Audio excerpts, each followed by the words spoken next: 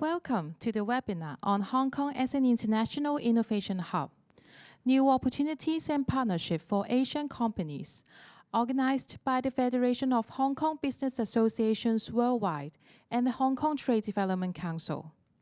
This is Vian. I'm pleased to be your MC today.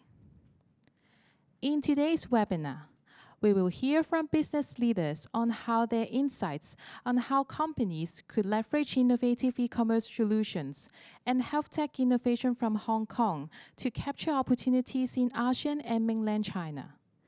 There will also be a Q&A section after the presentation. You're welcome to raise questions in the Q&A box in the video frame throughout the webinar. Selected questions will be asked in the Q&A section later on. Towards the end of the webinar, we welcome all our participants to join the live networking section on remote. Please stay till the end of the webinar for the details. Without further ado, may I invite Mr. Dennis Chiu, Chairman of the Federation of Hong Kong Business Associations Worldwide, to give his welcome remarks. Mr. Chiu, please. Thank you. Good morning. Business associations heads, fellow members, ladies and gentlemen, a warm welcome to the regional thematic webinar in Asia. Since the formation in year 2000, the Federation of Hong Kong Business Associations Worldwide has spared no efforts in promoting closer businesses link between Hong Kong and the world. And I'm proud to say the Federation is now representing 46 associations in 35 countries and regions in the world with around 11,000 members. The role of the associations is acting as a bridge between the East and the West, fostering global cooperation, communication exchange, and synergy among the Hong Kong business associations worldwide. Though facing the challenging circumstances of the past 2 years, Hong Kong has stayed strong and intact, leveraging Hong Kong's traditional strength in the financial, legal, logistic, trade, and business sectors, and enhance connectivity in the capital markets of Hong Kong and mainland China. Businesses, professionals here could look forward to huge opportunities and good prospects, especially the opportunities in the Guangdong, Hong Kong, Macau, Greater Bay Area. As the COVID-19 pandemic has reshaped the global economy and the business landscapes across industries, we are all facing a period of new normal. But this period of change also unlocks potential for growth, especially for those who have the confidence to seize the unique opportunities arisen from the post-pandemic landscape amidst the unprecedented challenges. This webinar will fortify your confidence to weather the storm, with the insights and intelligence from industry experts, with the theme being Hong Kong as an international innovation hub, new opportunities and partnerships for Asian companies. This webinar will explore how companies could leverage innovative e-commerce solutions, health tech innovations from Hong Kong to capture the opportunities in ASEAN and Mainland China under the new normal. Through this webinar, we hope to enable you to gain a better understanding of the new economic landscape in Asia and the new technologies to boost your business. Finally, I would like to thank you for your tremendous support to the Federation of Hong Kong Business Associations Worldwide in the past years. And most of all, a heartfelt thanks to all of you for joining this webinar today. For those who are yet a member of the Federation, you are most welcome to join this big Hong Kong family. I hope to find the webinar inspiring and useful, and I wish you every success in the year ahead. Thank you, and good morning. Thank you, Mr. Chiu.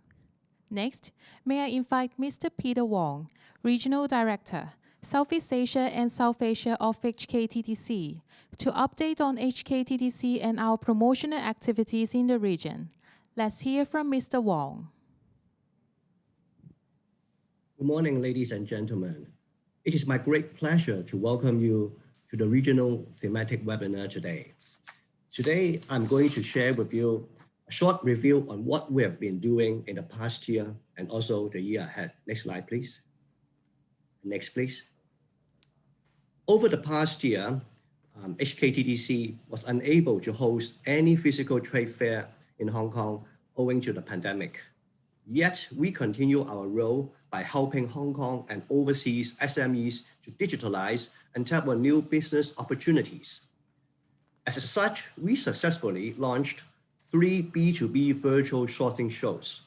These virtual shows, featuring new AI-enabled business matching and online meeting functions, in total attracted more than 5,300 exhibitors, more than 67,000 buyers, and over 20,000 business matchings. Next, please. And at the same time, we also upgraded the HKTDC.com sourcing platform last November. With the new AI technologies incorporated, the platform enabled businesses to promote their companies effectively as it offers new interface for better user experience, increased efficiency for suppliers, and provide users with personalized recommendations. And in fact, now we have more than 2 million plus registered buyers and over 130,000 quality blood suppliers in our platform. Next, please. As for virtual conferences, I'm sure most of these conferences you are very familiar with, but again, because owing to the pandemic, we cannot arrange any physical conferences, and we all turn into virtual ones. And you can see from the screen that each conference has attracted a lot of viewers and participants. And in fact, we believe that we have attracted more than viewers than the physical one as well. So you see there is a lot of strong demand of our virtual conferences. Next. Next, I'm going to talk to you about the promotional activities for the coming year, which I'm going to highlight for 2 events, Belt and Road Summit and another event. For the Belt and Road Summit, I'm sure all of you are very familiar with. And this year, we will move the Belt and Road Summit back to September, to our original time. This year, we will be held on 1st and 2nd of September, 2021. And of course, the summit is also to be organized jointly together with the Hong Kong government as well. Our last edition gathered more than 80 ministerial officials and business leaders from countries and regions along the Belt and Road. Some of the distinguished speakers, including our Chief Executive of Hong Kong SAR government, Mrs. Carrie Lam, and also Indonesia's President Pak Joko Widodo. Next. And for this year, our theme is driving growth through fostering regional and international trade. The summit will cover a broad range of topics, including international cooperation and regional partnerships, trade and investment collaboration, dispute resolution, infrastructure financing, and technologies development, etc. Next. And of course, one of our highlights will be the investment and business matching sessions. Last year, the summit showcased 259 projects from 39 countries and regions. Over 750 meetings were arranged for project owners, investors, and Hong Kong service providers. This year, again, the summit will be hosted as a hybrid event. And for overseas participants, we will again offer the virtual experience for them to network with each other via the interactive online platform. Next. Another key event will be our debut Asia Summit on Global Health, to be organized on 24th of November. And the event is also co-organized together with the Hong Kong SAR government as well. Next. The COVID-19 pandemic has brought not only huge disruptions to businesses worldwide, but also underlined the need for concerned efforts in strengthening and innovating the global health landscape for a sustainable future. And as such, the Asia Summit and Global Health Summit aims to bring together investors and financial service professionals, industry players from healthcare sectors, technology companies and startups, government officials, R&D institutions, and academics to exchange insights on global health innovation and investment funds trends. Next. So the one-day full program will comprise of a symposium on healthcare investments, healthcare innovations and technology showcase, updates from policymakers and dialogues with global pioneers, business advice offered by industry experts, and project preaching come networking sessions. And we are also planning to have a side trip to Greater Bay Area to enrich the program as well. Next. And last but not least, throughout the year, HKTDC is continue to connect with Hong Kong SMEs and local businesses via the T-Box program, which aims to help Hong Kong SMEs upgrade and transform in areas of branding, e-commerce, manufacturing, relocation, and new markets. I'm sure some of you have been in touch with our colleagues talking about how we can work together with this T-Box program. And for this year, we will together render much more assistance for this program and helping SMEs to expand into the region as well. Next. So I'm sure our branch officers will provide you with the participation details of various events in due course. And ladies and gentlemen, I wish you all an enjoyable morning and a rewarding session. Thank you very much. Thank you, Mr. Wong. May I now invite Mr. Billy Wong, Deputy Director of Research, HKTDC, to share on the economic updates of mainland China and Hong Kong. Mr. Wong, please. Good morning, everybody. I'm Billy Wong from the Research Department. I'm most grateful to have this chance to meet you here online and would like to take the next few minutes to share with you and update a little bit about the macroeconomic trends here in China as well as in Hong Kong. So let's take a look at mainland's performance first. Well, talking about China's economic performance, I think it was the only major economy that recorded a positive growth last year under the pandemic impact. Well, as you all know, China was the first country, I would say, to contain the spread of the pandemic.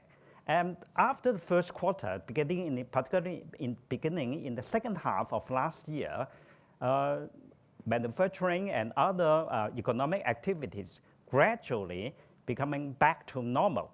So that helps with its economic performance last year. And into this year, in the first quarter of this year, China's GDP rebounded very significantly by more than 18%. Now, partly, of course, that can be attributed to the low base effect. Last year, in the first quarter of last year, China's GDP declined by 6.8%. So given that low base comparison, no surprise that China's economy performance rebounded greatly in the first quarter of this year. But that is also supported by good performance in the external sector as well as the gradually picking up of the domestic demand. According to IMF, IMF is forecasting China to record 8.4% GDP growth this year in 2021, the fastest growth among all major economies. So you can see, the great opportunities here in this part of the world. China's GDP is supported by domestic demand. It's picking up. If you look at fixed assets investment growth, in the first 4 months of this year, fixed assets investments grew by nearly 20%. What encouraging is that both the state-owned sector and the private sector all record very marked growth in investment. For the state-owned sector, fixed assets investment grew by 18%, while from the private sector, it grew nearly more than 21%. So you see it's a very balanced growth in terms of the ownership. On the retail sales side, it also recorded more than nearly 30% growth in the first 4 months of this year. Given the, the gradually, relaxing the lockdown measures, particularly on the catering services, which boomed by more than 68% in the first 4 months, given the gradually relaxing measures. So that will, pave the way for further improvement in the domestic demand for this year, probably. And also what we are glad to know is that, the industrial output also picked up markedly in the first 4 months by growing by more than 20%, partly attributed to the great external demand, the export side. I will talk about it a little bit later. I think what needs to be attention is that China has always kept a very prudent monetary policy, even under this pandemic impact. Unlike US or the US, which engaged in a very massive quantitative easing, huge money supply growth, China still maintain a very stable monetary policy. That, I think, would have two consequences. One is that we can avoid, China can avoid many of those negative after effects of a massive quantitative easing, like the asset price inflation, and also that reserve more policy tools for China to beef up its economy if such situation arises, such needs arises in the future. Talk about the external performance. Starting in the second half of last year, China's exports are already picking up because of the manufacturing activities are getting back to normal. And on into this year, in the first 5 months of this year, exports increased by more than 40%. Now, partly of the reason for that is, some of the export order may divert from other manufacturing locations like the other Asian countries back to China because of the operating environment is getting much smoother on the mainland. And also because the gradually recovery in the US market as well as the EU market. So we see there's a continuous improvement in the external demand here. Coming back to Hong Kong, benefiting from China's performance, Hong Kong's economy also saw a major rebound in the first quarter. Of course, that is also partly due to the base effect, because in the first quarter of last year, Hong Kong's GDP declined by more than 9%.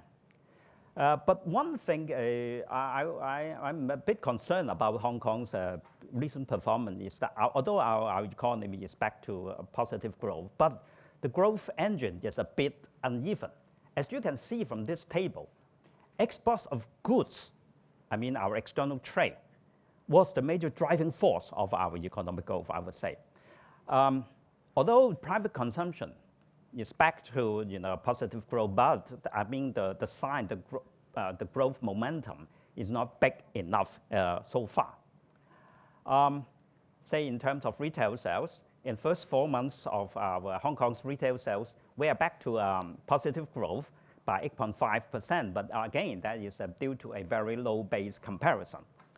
But what is comforting is our unemployment situation. Our unemployment rate appeared to be leveling off in the quarter in April, in the quarter ending April, from the peak of 7.2% in February down to 6.4%. So that may help us to build up more momentum for our retail sales also. Visitors' arrival is still in a very serious doldrum, I would say, because of all the travel restrictions. Almost no foreign visitors, mainland visitors come into Hong Kong. So that has a very major negative impact on our exports of services. Because in terms of exports of service, a large chunk of them are coming from exports of tourism. But fortunately, in the first quarter, our exports of service growth still a decline, but the decline is much narrowed to decline by 8.2% compared to more than 30% in last year, partly because of trade-related services like logistic and transportation services, as well as financial services. A lot of IPO activities are still going on. So that result in a better performance in our export of services in logistic and as well as in other financial services. In terms of trade in goods, we really have a very good performance. In the first 4 months, our exports grew by more than 30%. That is a continuous growth in the last quarter of last year.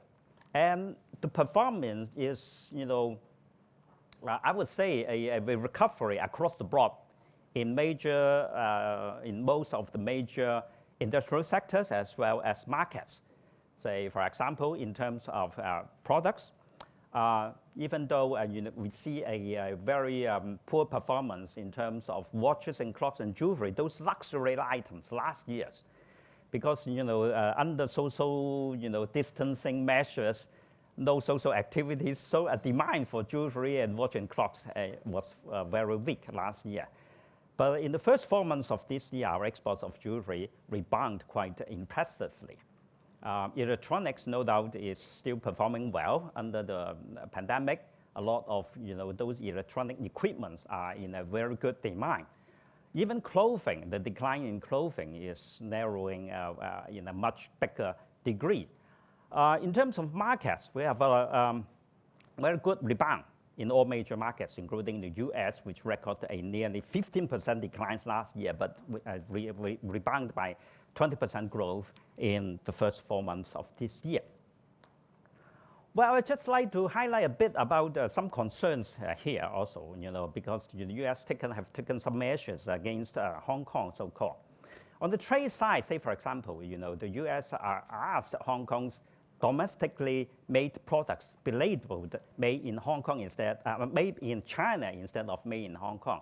And that is against the WTO rules, and the Hong Kong ASEAN government is trying to resolve that through the WTO mechanism.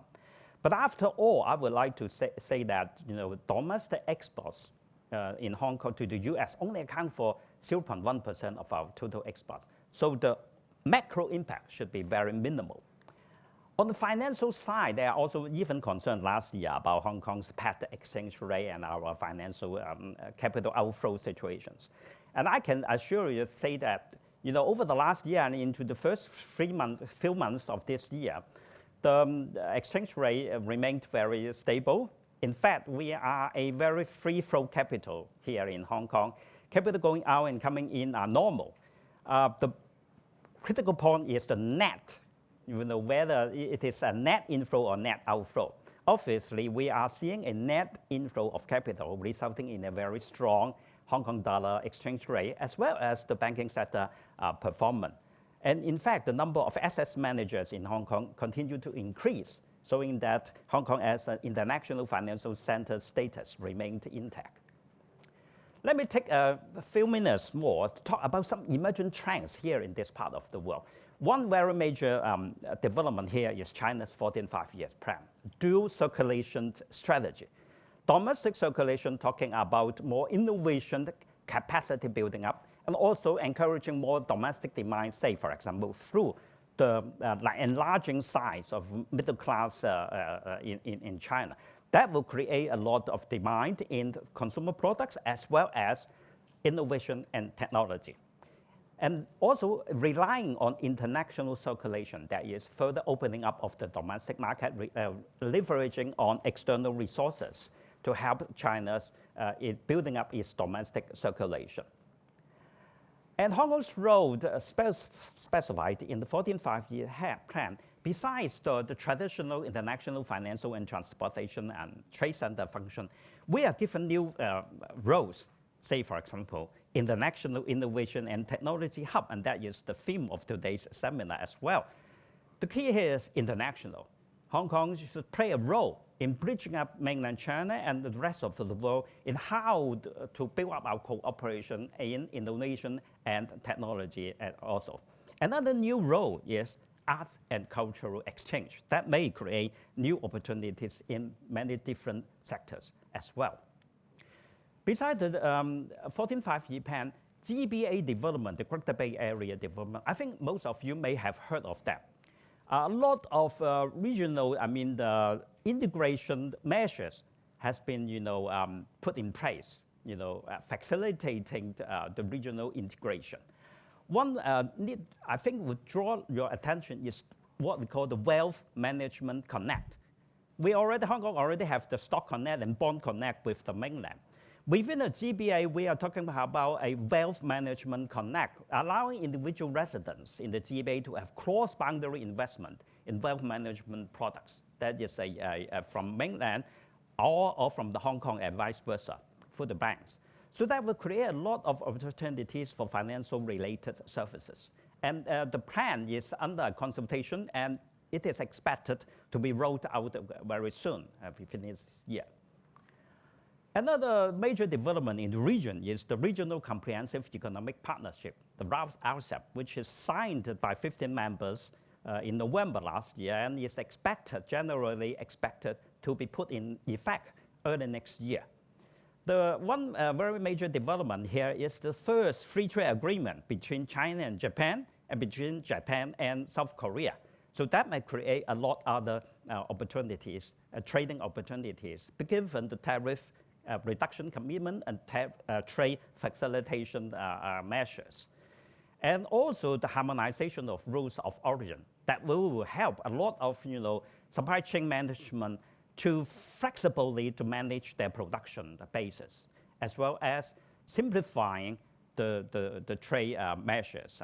And also, we believe that will boost or encourage further intra-regional as well as intra-industry trade in this part of the world. And so Hong Kong would definitely, as a trading hub, would benefit from this increased intra-regional trade, given our previous experience showing between the trade between China and ASEAN. Hong Kong also benefit from such development. So I think I will just stop here. I hope in the near future I can have other chances to share with you more recent update in this part of the world. Thank you very much. Thank you, Mr. Wong.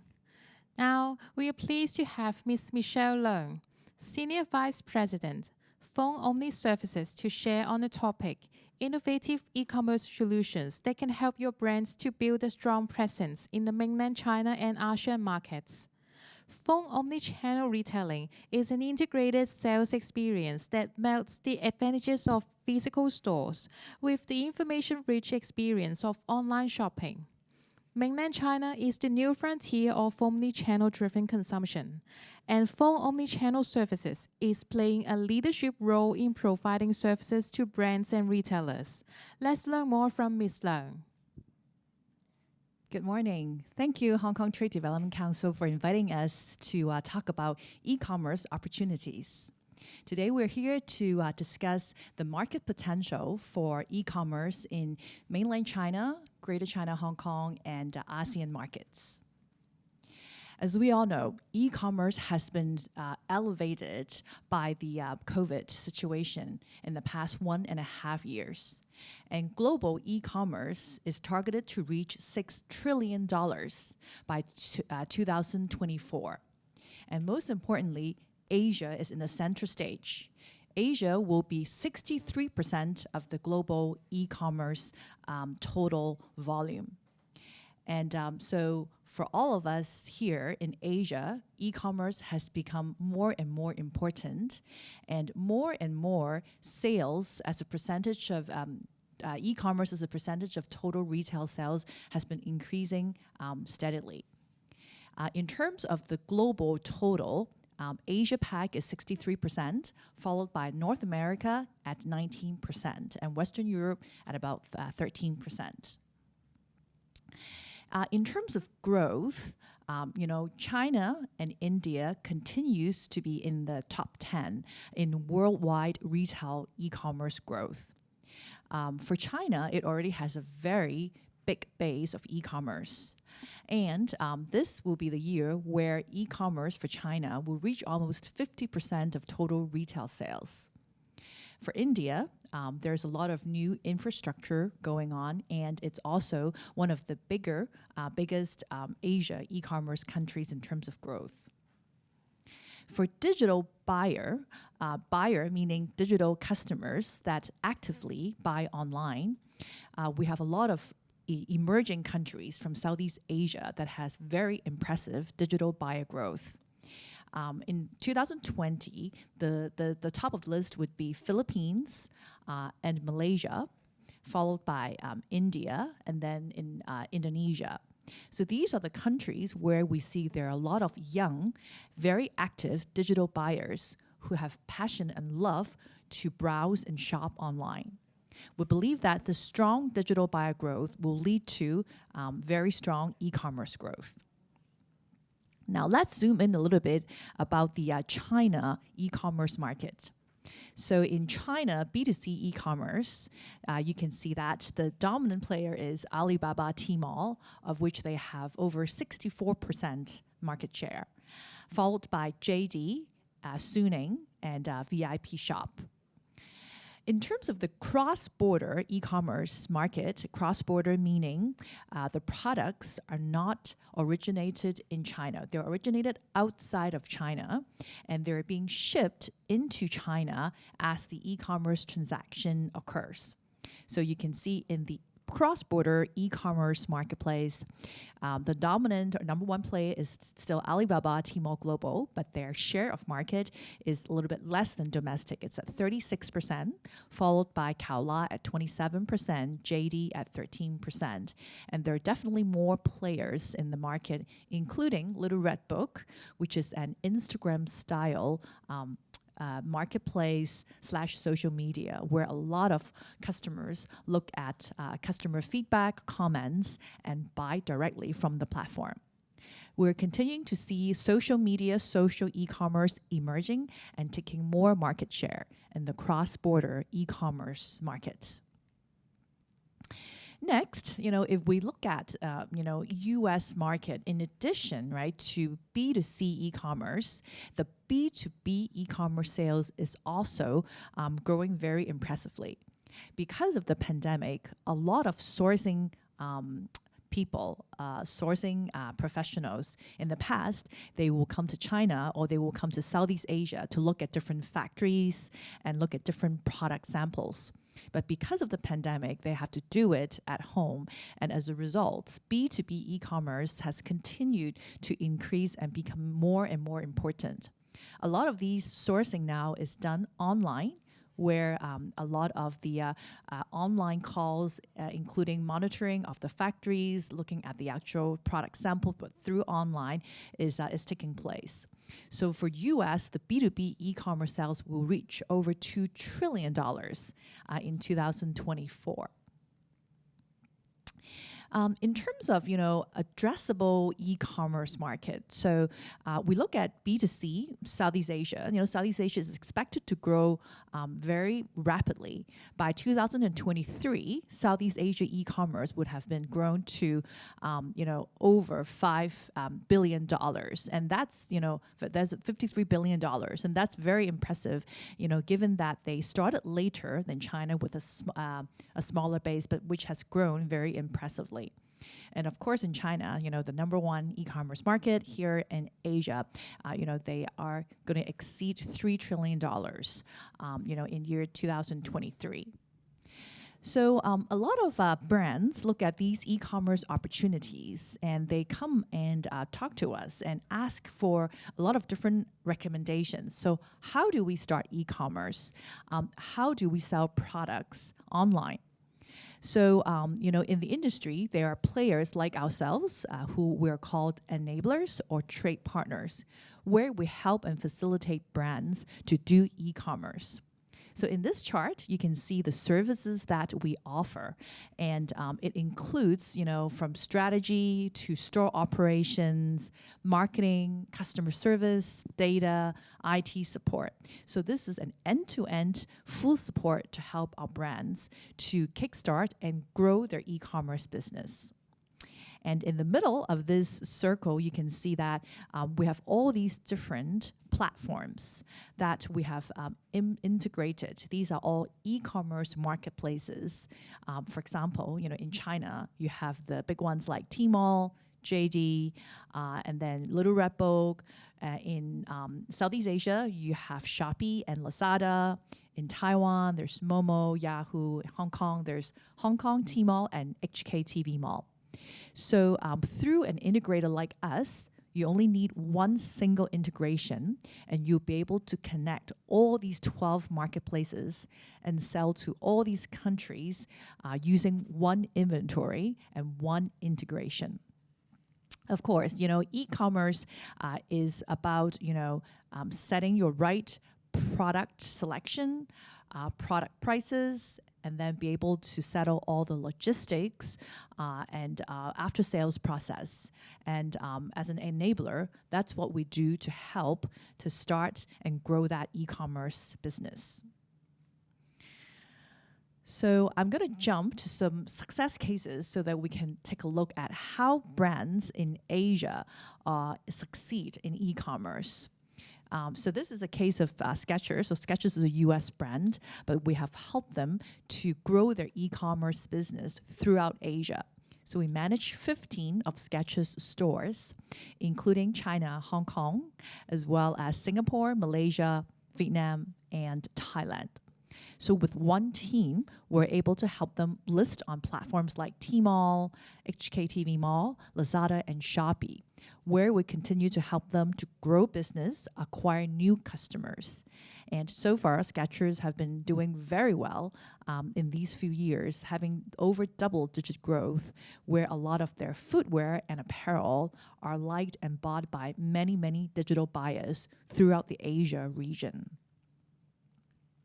Another case is a supplement case. So a lot of our Hong Kong customers come and ask us, how do we become successful selling into China?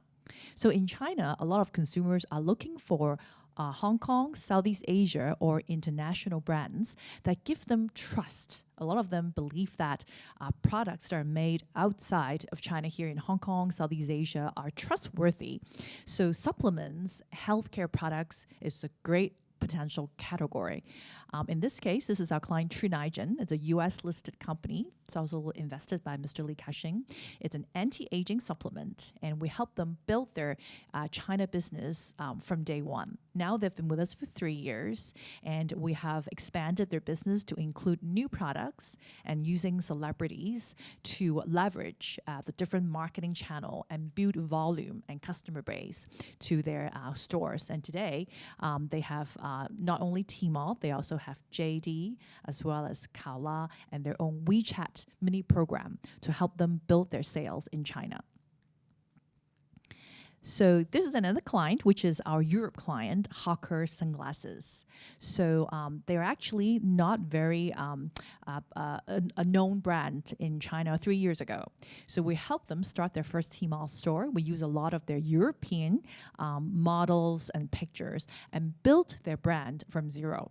We leverage a lot of the Tmall channels. You can see here, these are some of the resources we get from Tmall, a lot of the category pages and content marketing to show them that, our sunglasses are very nice and popular in Europe.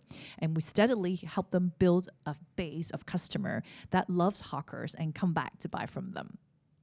We also do a lot of different digital marketing, like in this case, this is a TikTok video ad where we invited a KOL. So he's wearing our Hawker sunglasses and inviting his fans. So the people behind him are all his fans doing a dance together with him, wearing the Hawker's sunglasses. And this was posted as a TikTok challenge where the dance can be sent to friends and different fans of Hawkers, and they can do a dance of their own and send it back to this KOL and share with their friends and family. This TikTok video really elevates the brand, makes it very younger, and engage the customers so that they will do the dance and then they will come into the store and take a look at our products and become our fans. Lastly, I'll talk about our Hong Kong brand, G2000. So we supported G2000 to open their store on Lazada, the last mall flagship store, and also on Shopee. So we started in 2019, and we sell their workwear. And of course, we participate in a lot of these great promotions from Lazada and Shopee, where we showcase our products, both workwear as well as casual wear, with all these different coupons and different images that we feature. So, for example, we do a lot of coupons to leverage and also build customer engagement. So for a lot of brands, we know that on e-commerce, usually customers are looking for a bargain, looking for some promotions. So for our store, we have a lot of the products that are in season, but also some off-season products where the brand is happy to do some discount. So during these big promotions, we will join these promotions and do these, leverage these coupons as well as flash sales, which is usually limited quantity and limited time, so that we can build the traffic and also encourage customers who have never purchased a G2000 product to come back, to come to our store and take a look. And as a result, we engage different customers and leverage these opportunities to build sales. And we're able to achieve number one, top one, in the men's clothing category in the December 12 promotion of that year. We also leverage a lot of our resources. So for example, we have our customer service agents. They actually will look at our fans who follow our store or who actually has pressed yes to our vouchers. So these customers, they have already added the voucher to their shopping cart, but they haven't bought the product. So in these cases, our CS agents can follow up and remind the customer to use the coupon and come to our store to buy. So, okay, one last case here is Foot Locker. So Foot Locker has been our customer since 2 years ago. So when they started their store here in Hong Kong, they also started a business in China, cross-border. So we opened a Tmall global store for them. So as we all know, Foot Locker is in the forefront of, athletics and sportswear. And this was a pair of our hero item shoe that we identified very early when we start the store. So when we start the store, we see that a lot of people were adding this shoe to cart. And they were searching, this pair of Vans and coming to our store through this pair of Vans. So the first thing that we did is we asked our customer to get more inventory, because in the e-commerce world, hero items actually sell very well. So we focus on marketing on this shoe, build in a lot of content, and have our client get their inventory ready. As a result, on this first Double 11 for Foot Locker, they were able to sell over 8,000 pairs of this Vans Sky High boot. It was a huge success and bringing a lot of free traffic to our store. So in e-commerce, it's essential for us to plan our inventory, our prices, and our marketing strategy so that we'll be able to maximize on e-commerce opportunities. Thank you for your time today. Thank you, Ms. Leung, for the sharing. Next, we are pleased to have Mr. Lam Chi Man, CEO, Applied Technology Group Limited, to share on the topic, Healthcare Innovation, Achieving Precision Medical Treatment Through Digital Patient Journey. Mr. Lam has over 20 years experience in ICT industry. He founded ATG in 2016, with the ultimate goal of developing a comprehensive healthcare management system for the next generation. Mr. Lam, please. Hi, good morning. Thanks for Michelle passing the mic to me, and really thankful for TDC to, having me to, present this morning.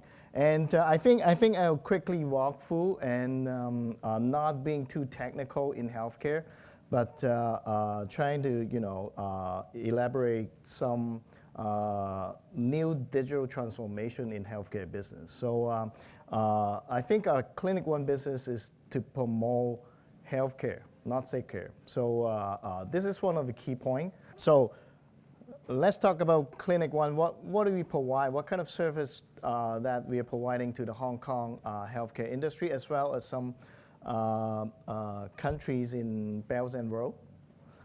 Number one, first thing first, we have to fix all those medical record being stored from your private doctor, from your public healthcare record.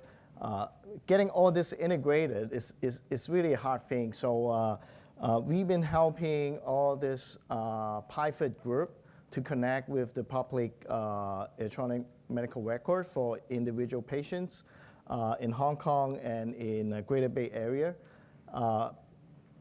and will be for the ASEAN country later this year.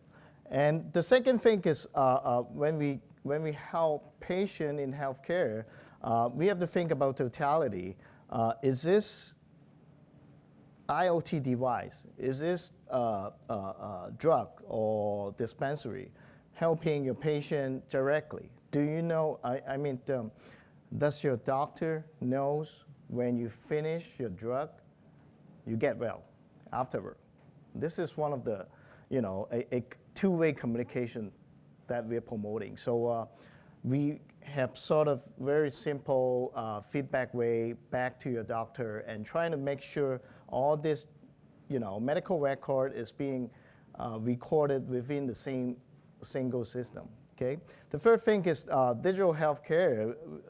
By all it means is majority being in the elderly business, and all that said, it has to be compiled with the AI technology together. Okay, this picture is taken from field of the Hong Kong hospital. When we call patient journey, this is the contrast. Which one would you choose to go if you get sick? You have to visit your doctor in a hospital. So I think how do we see the patient journey is giving a very good experience for patient and helping doctor to treat their patient like a customer, helping insurance company to take care of your customer like patient. Remember last time you pay your insurance premium? I don't know if your sales agent or insurance agent has been, contacting you in a very closely manner. So I think it's time to rethink for the insurance industry to take care of your customer like a patient. All this being done, actually we helping both healthcare institute as well as the insurance institution to save costs and to provide a more custom-made, more fundamental healthcare service for your customer.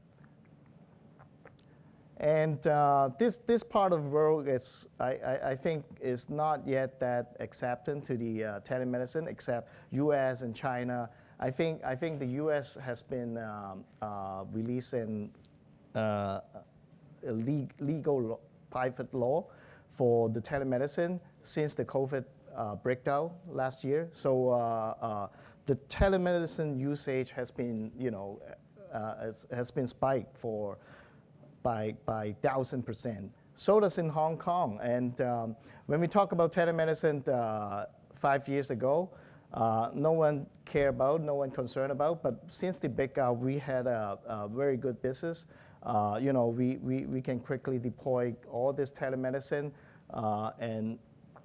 and all this, being connected, all this IoT and wearable device being connected for the patient and, for doctor to see the patient in real time with the vital sign measurement. And this is one of the sample app we built for one of the largest group in Hong Kong, largest clinic group in Hong Kong. Actually, every patient can choose their specialties. There's up to 25 specialties on the selection panel. And once your appointment is confirmed, your doctor will be calling you at that time for live telemedicine.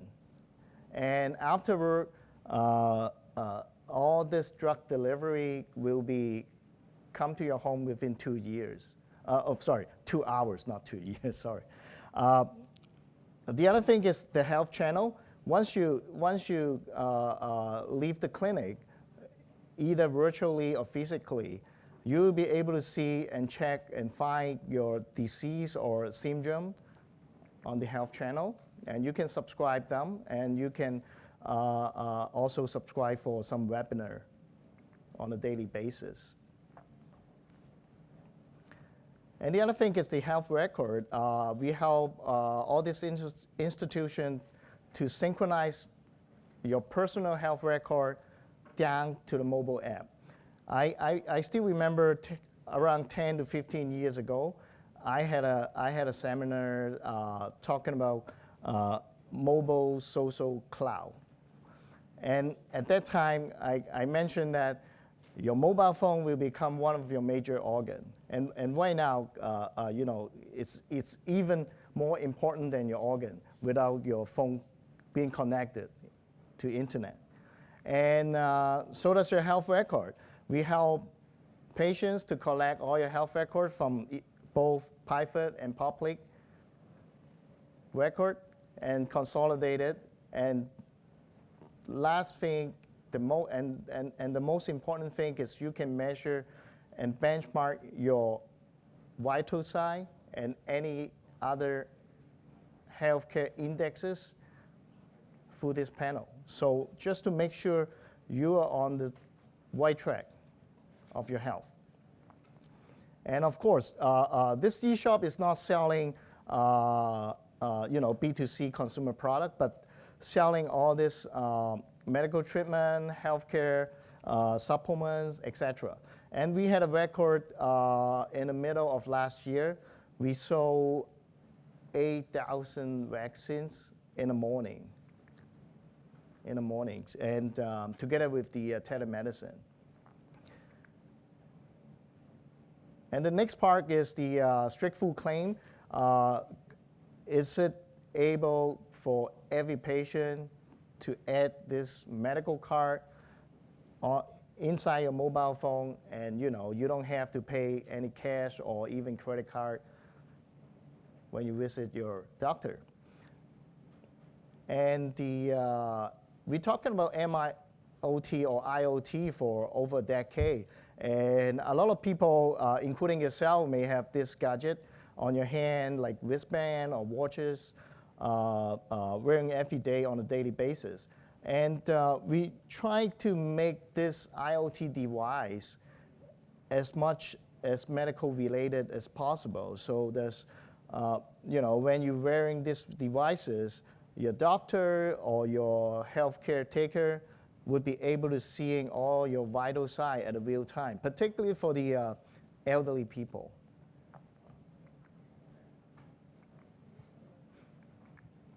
Okay, this is another digital home care platform that we provided to few of the largest healthcare center in Hong Kong.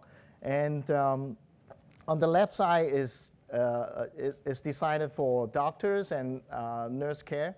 And on the right side, we just provide a very simple device, or you can install your mobile app to connect all these MIoT devices.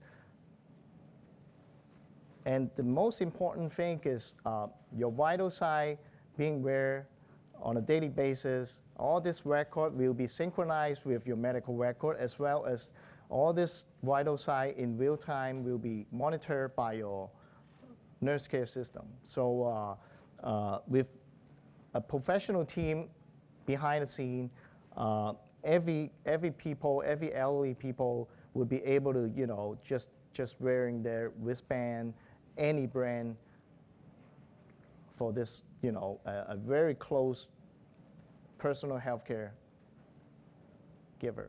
Okay, and the next thing, of course, we're talking about digital transformation. AI is one of the inevitable business for every platform.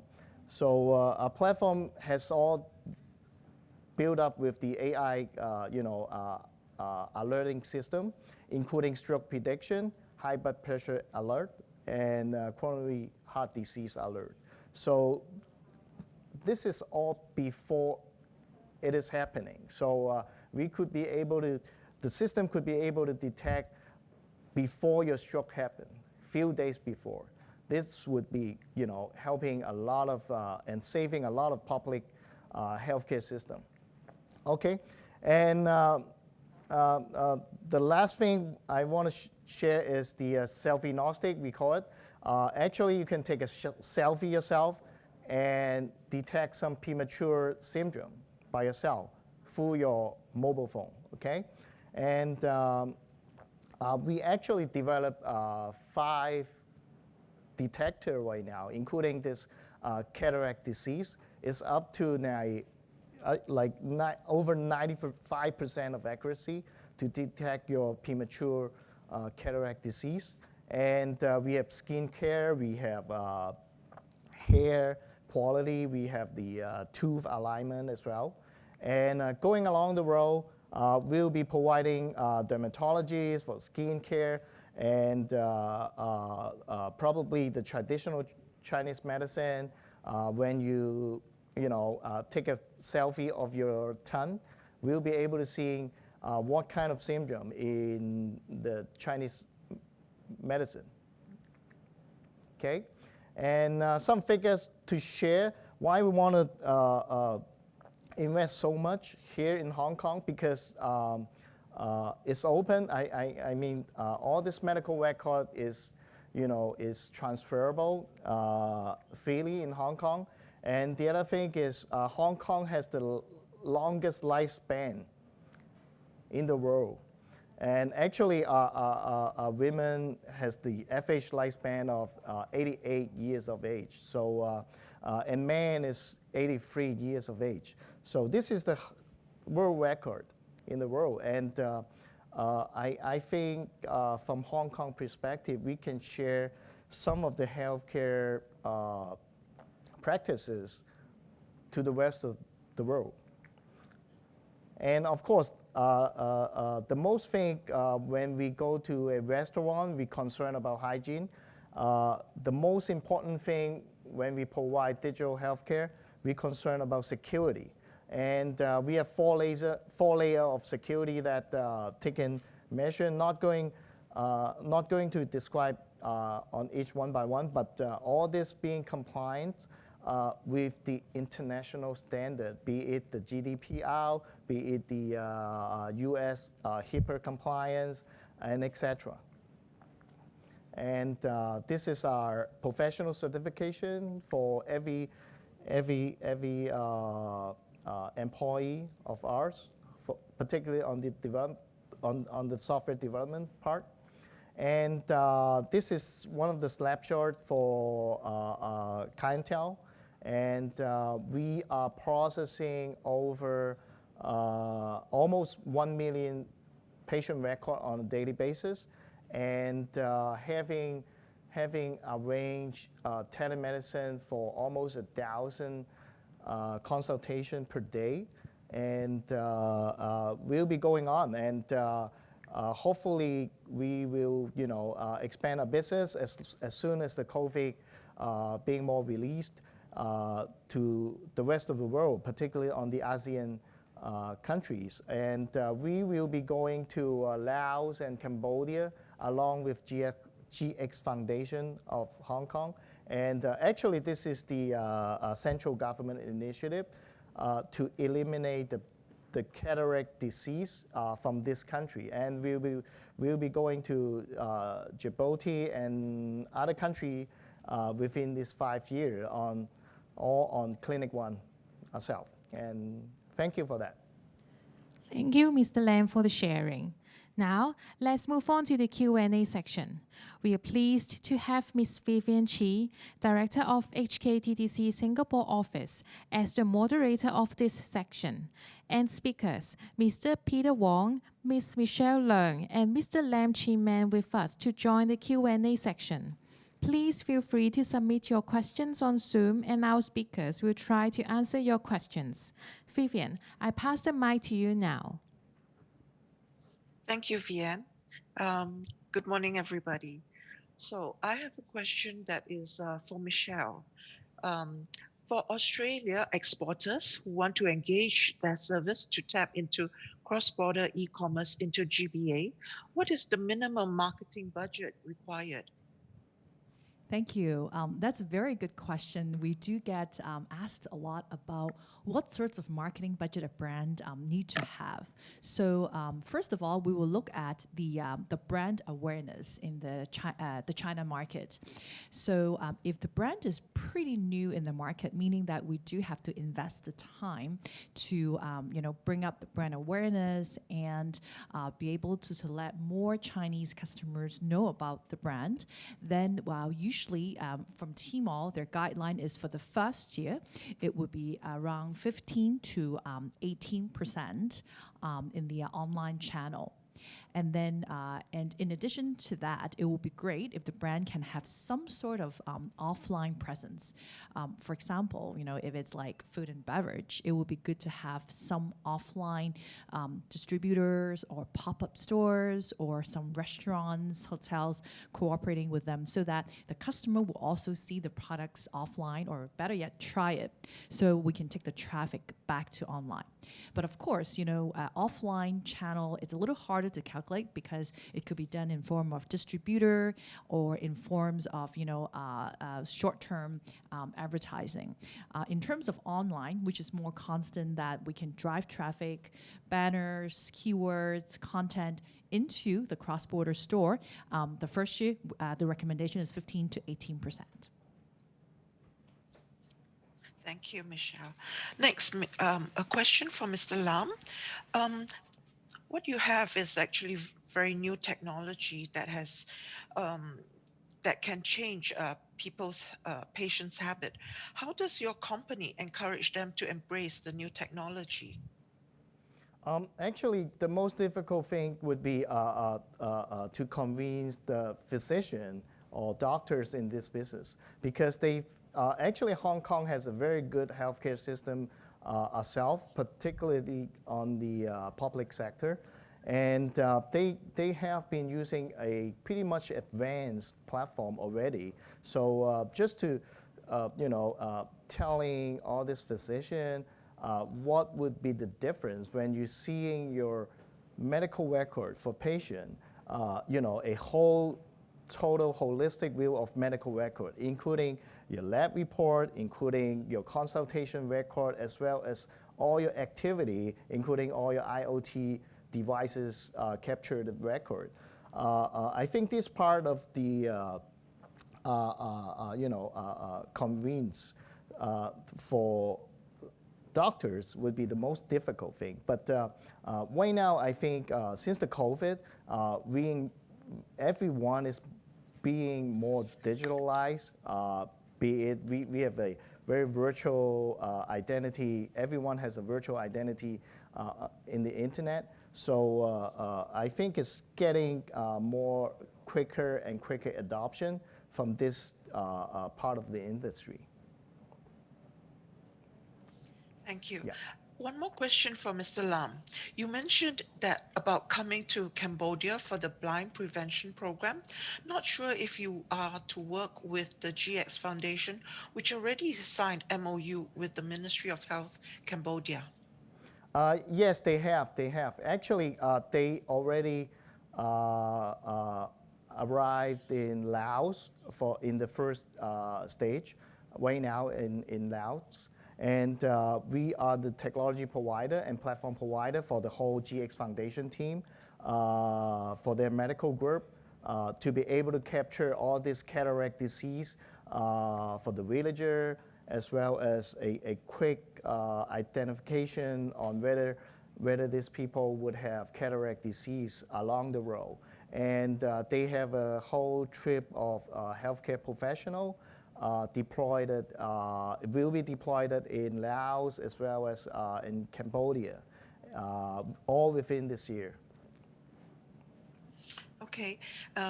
Next, perhaps one more last question because of time constraint. To Michelle, what is the most important adaptation to be made in the marketing message in order to tap the China market? Yes, indeed. Marketing messages need to be very much targeted to the customer groups. Because if you look at whole Asia or Greater China, there are a lot of different consumer groups. So usually we would target that particular group, and all the messages will be driven towards that group. So give you an example, like Molson Brown, which is our UK personal care brand used by the royal family. So when they launch in China, we look at their products. They have great, products like bath gel. They also have one which is a shampoo, a thickening hair shampoo. So we look at that. We think that is a great product because it has function of thickening hair, and it also smells very good, very fragrant. So we identify that the working group, you can say they're middle class. They are these type of people. They're usually aged 25 to 40. They work a lot, long hours, long transit times. They don't have enough rest. Some would, browse website, play games, play TikTok, so very late, and they have hair loss problems, very young. In China, the average age of people having hair loss problems is like in their early 30s. So we identified that product to hit that target group. And so all our messages is about that function, right, of thickening, making your hair look great at the same time smelling very good. And as a result, the messages was targeted to this group who are also actively shopping, on the platform. And it was very successful because we're able to convey a brand that has both function and having a great reputation and also smell very good with all the different value proposition. So marketing messages have to be focused to the need of your customer. It has to address a need or couple needs, and at the same time bringing value add to this group. And by doing so, our experiences is you focusing on all the marketing efforts and budget, and you'll be able to get a very good return and build your brand with that group. Thank you. So because of time constraint, I'll pass the mic back to Vienne. Thank you, Vivian. This marks the end of today's webinar. I hope you have found it a useful and insightful one. Thank you for joining us today. We look forward to seeing you at other HKTDC events.